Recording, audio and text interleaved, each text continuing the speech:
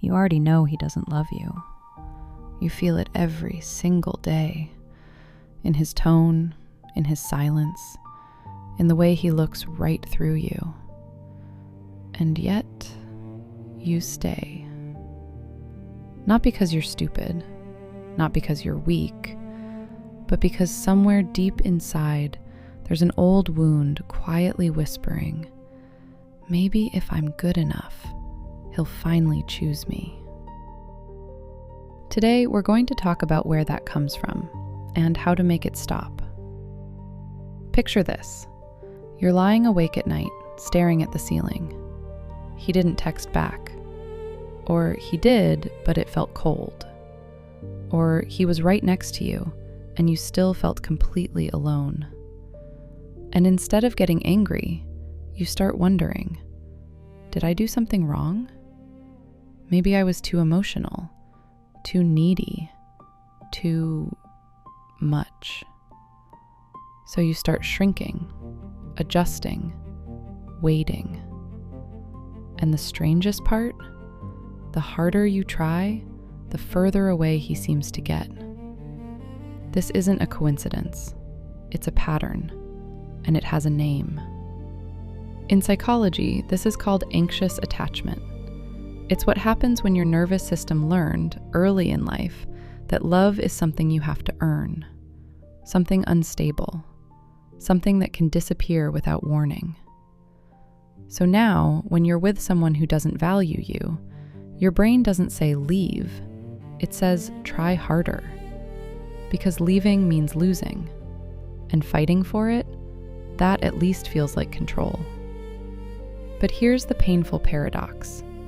The tighter you hold on to someone who doesn't love you, the less you believe you deserve someone who will. Let me say something that maybe no one has ever said to you this directly. You're not staying because you love him. You're staying because you're terrified of confirming what a part of you already believes, that you're not enough to be chosen. As long as he's still there, there's still hope, still a chance to prove that fear wrong. But if you leave, you have to face it, and that feels more terrifying than staying. This isn't weakness. This is a psychological survival mechanism. It just stopped protecting you a long time ago. Now it's keeping you trapped. Marina was with him for 3 years. He never said, "I love you" first. But the moment she tried to leave, he'd suddenly become tender, attentive, just enough to make her stay. And the cycle would start again.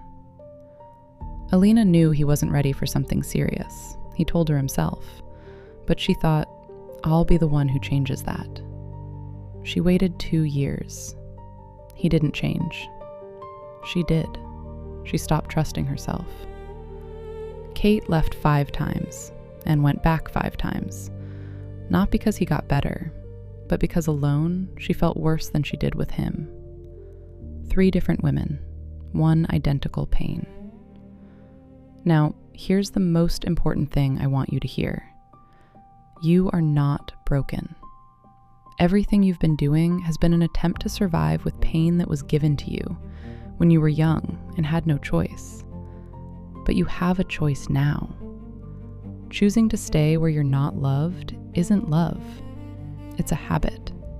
And habits can change. And the first step isn't leave him. The first step is to ask yourself honestly, am I staying because this feels good? Or because I'm terrified of what comes without him? One question, but it changes everything. You deserve a love you don't have to beg for. A love that doesn't disappear the moment you stop performing. A love that makes you feel more like yourself, not less. And as long as you're holding on to someone who can't give you that, you're keeping the door closed to someone who can. If something in this video touched you, save it. Not for him, for yourself. I'll see you in the next one. And remember, you are already enough.